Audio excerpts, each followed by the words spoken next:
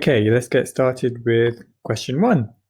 We have 118 students, 13 teachers, and they are going to the airport. Each bus can fit 14 passengers. The question is, how many buses do we need? So we're going to do 118 plus 13. So 8 plus 3 is 11. That's going to be 131 people in total. And then we're going to have to divide that into 14 because there's 14 people in each bus. Now I could do how many 14s in one. That doesn't work. How many 14s in 13 doesn't work. How many 14s in 131? So I could write out the 14 times table, or I could be a bit sneaky and say 14 times 10 is 140. 14 times 9, let's work out what that is. 14 times 9. So that will be 126. Now, we have 131 people, so 9 buses is not going to be enough, but 10 buses is going to be enough, even though we might have some spare seats. So we need 10 buses. So now we want to, so that's how many minibuses? It's going to be 10. If each minibus costs £50, what's the total cost? Well, it's going to be 10 times 50, which is £500. So when you're marking this, you should get 1 mark for 10 buses and 1 mark for £500.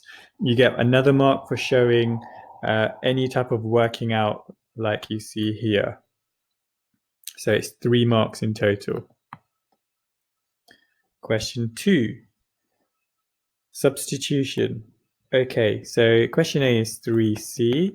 We know that c is 5, so it's 3 times 5, which is 15. Question B is going to be c minus a. That is 5 minus a half, which is 4.5. And for part C, we do 3a minus 2c. That's going to be 3 times a half minus 2 times 5. That will give us 3 over 2, take away 10. Now, this is a fraction here, and I'm going to turn the 10 into a fraction as well. So I'm going to write that 10 as 10 over 1 times 2 over 2. Why do you think I did that? Well, those of you that thought making the denominators the same, that's correct. So it's 3 over 2, take away 20 over 2. Now, we're doing subtraction here, so 3 take away 20. So on the number line, we start at 3, we want to go down by 20. So when we get to 0, we're taking away 3. How many more do we need to go down so that we've gone down by 20? Well, it's going to be 17. So it's negative 17 over 2. Now, when you're marking this, you get 1 mark for A, 1 mark for B, and 2 marks for C with the correct sign. Okay, question 3. Calculate 4 over 9, take away 1/3. So when you have a fraction adding or subtracting, we need to make the denominators the same. So I'm going to multiply this by 3 over 3. That will give me 4 over 9, take away 3 over 9, which is 1 over 9. Okay. Question B. 9 over 20 divided by 3 over 5. So what can I do here? Well, I'm going to need to multiply by the reciprocal. So 9 over 20 multiplied by 5 over 3. That's the same as 9 times 5 over 20 times 3. And then we can actually cancel things out here. So let's write this out again one more time. We can write this as 3 times 3 times 5 over 5 times 4 times 3. So that 20 has become 5 times 4, and the 9 has become 9 times 3. So then we can say, we can cancel stuff out now. So the 3's will cancel out and a pair of 5's. So you're left with 3 over 4. So it's going to be 2 marks for A and 2 marks for B. Okay, question 4.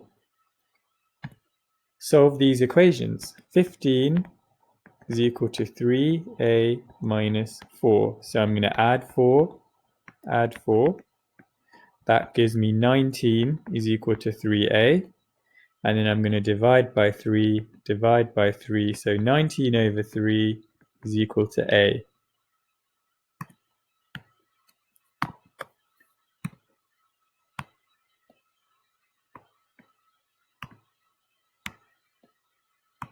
Okay, now part B. Right, I'm going to just use this one here. So I'm going to multiply both sides by 3 to get 4 plus 2m equals 18. I'm going to take away 4. I end up with 2m equals 14.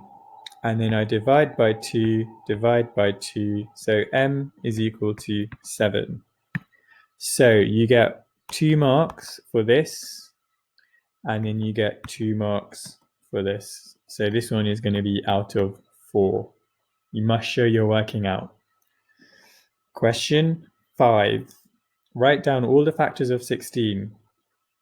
Okay, let's do that first. 1 times 16, 2 times 8, 3 does not go, 4 times 4, there we go. So the factors are 1, 2, 4, 8, 16. What type of number is 16? Well, 16 is a square number.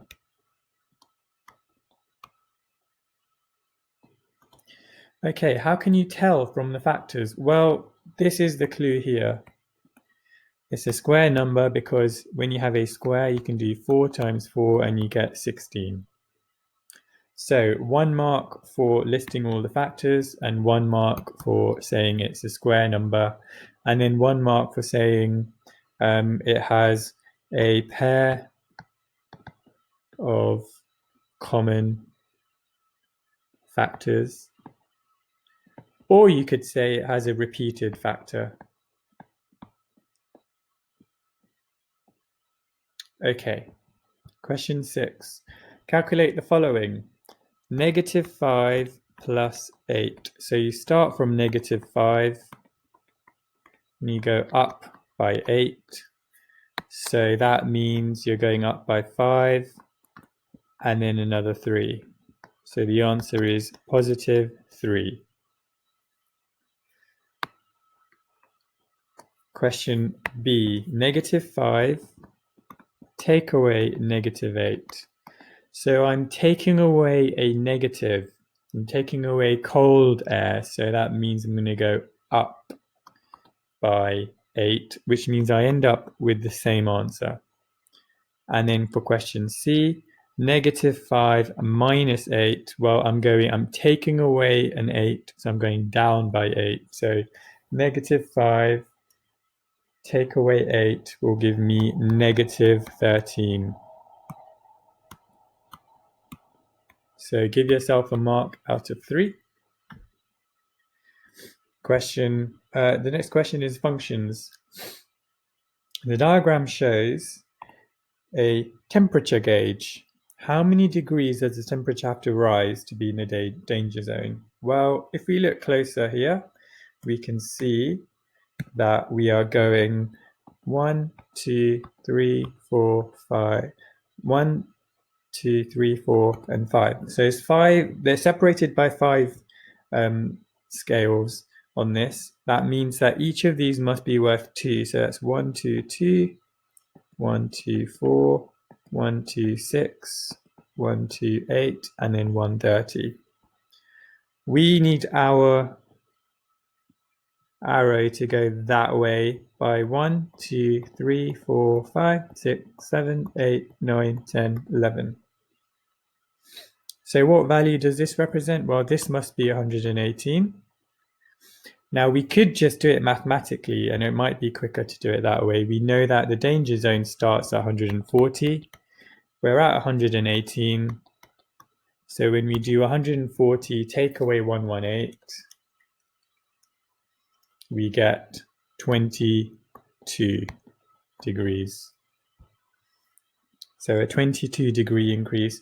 You may have done this a slightly different way. You can just also count the squares up, count the lines up. 1, 2, 3, 4, 5, 6, 7, 8, 9, 10, 11. 11 times 2, 22 degrees. Either way, you get 2 marks for the correct answer. Okay, challenge. Now, diagram shows a square. So what does that mean if it's a square? What's special about a square? Well, we know a square means all the sides are equal lengths. Okay, so if I know that this side is the same as that side, same as that side, same as that side, I can see here that this has been split into 5 parts. So 1, 2, 3, 4, 5. Can do the same on the bottom. 1, 2, 3, 4, 5. Now I'm going to split this up into 5 as well because I know it's the same. 1, 2, 3, 4, 5. 1, 2, 3, 4, 5. How many lines have I drawn? It's going to be 5 times 5 is 25 equal parts. Now, what fraction is grey? I can see that this is grey, this is grey, this is grey, and that's grey. So there's 4 of them. So it's 4 out of 25.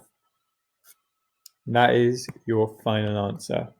So you get 2 marks.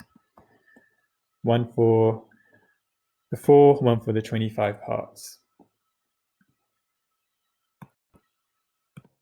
Right, for the Sudoku, I'm not going to do the whole one in front of you. I'm going to give you a few tips on how you can do it. So for example, you might, see that this is a row of numbers. They should have the numbers 1 to 9 along this row. Now I can see the numbers that are missing are 3, 5, and 8. Now, if I look at this column here, I can see there's already an 8. So 8 cannot go in there. That means that in this box, it's either going to be a 3 or a 5. So I'll write a small 3 and a 5 there. I can also know that 8 could go here or it could go here. Now, you work your way through the rest of the puzzle in that way, and you end up finding clues that will help you fill out the rest of the table. The answers for this will be given to you in a PDF. Okay, guys, I will see you guys next time. I hope that was useful.